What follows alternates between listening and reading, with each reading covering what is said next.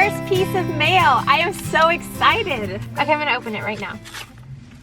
I just finished reading this amazing letter from a viewer. Thank you, Bonnie, for the letter and the encouragement and the great article. If any of you guys want to send us mail, our P.O. box is in the About section on our channel page. So today we're at my family's property. We're pitching in on a family work day. We're helping drop a few trees, and I think we're cutting them up for firewood. Hi Priscilla, how are you? I'm doing great. Merry Christmas. Hi. Hi Christopher. Hi. This is my brother Jeffrey, who lives out of town, and we're thrilled to have him back in town.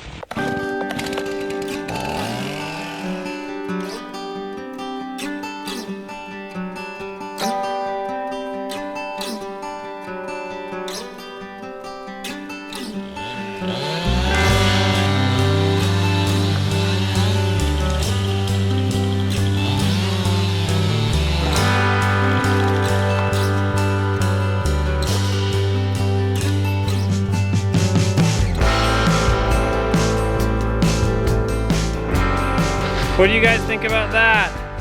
We helped pull the last tree down. Good job, Joyful was really excited about that. Good job. The wood is really dusty, but it's all dead, so it will it'll burn right away. Yeah. We're checking out a couple other trees that we're gonna drop here in a minute. They're both dead, and that one's going to be a trick. We could probably drop it down in the road, but we're going to have somebody watching for cars. This next little thing is kind of graphic, so if you are squeamish or you love cats, you might want to close your eyes. But this is the reality of living in the country or living on the homestead. This is a cat that met probably several coyotes, and they ate the whole thing. There's a tail, and there's a foot, and there's 2 more feet down there in the gully. And this cat was someone's pet, and it just got out, or was let out, and it was torn to shreds. I don't mean to be graphic, but this is the reality of life in the country, and coyotes do kill pets, and they can kill livestock. Some folks are headed out. We're still cutting firewood. We had an awesome picnic lunch together. Yummy. It's really such a pleasure to work with friends and family. There's something about it that's really special. When you have a common goal, you all get together, you have some food, and you get to focus together, but also just visit and have fun. We might not have gotten the most productivity out of our time, but we really have enjoyed each other's company. I especially enjoyed seeing my brothers and my brother-in-law and my sister, who just moved back to town.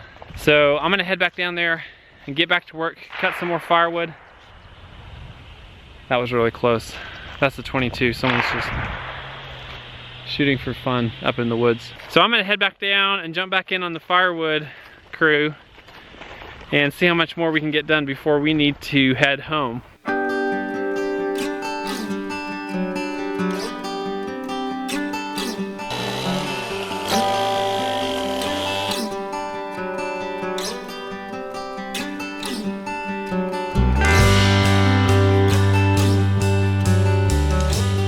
I wanted to take you on a really quick tour of my parents' garden.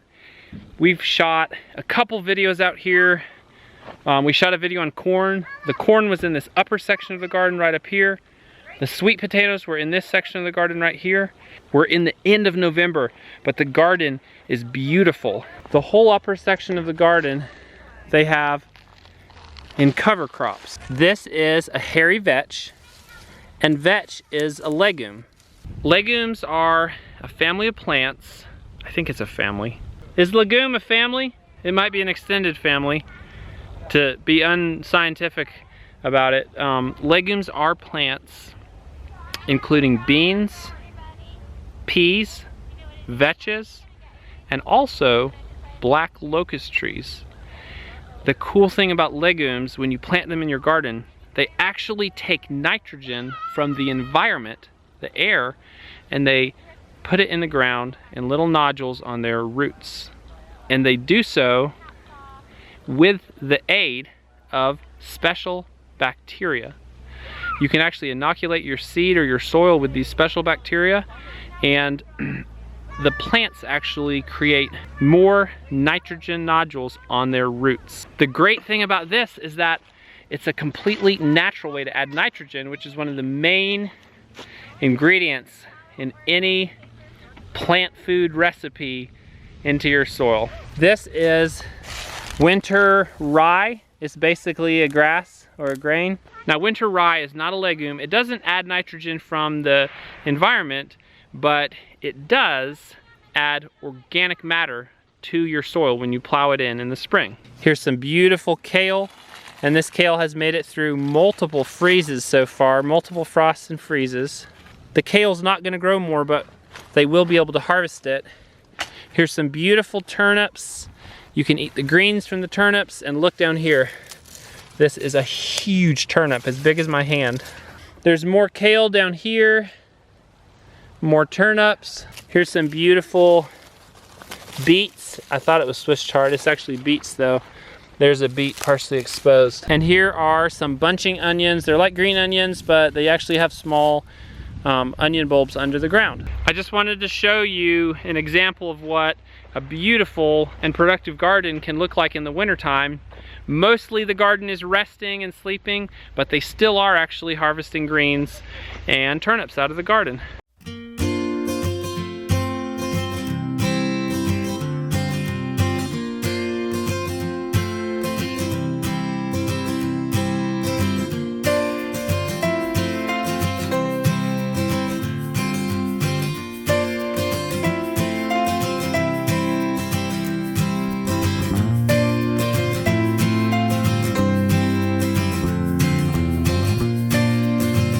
You ready to leave? You ready to head home? Alrighty, let's do it.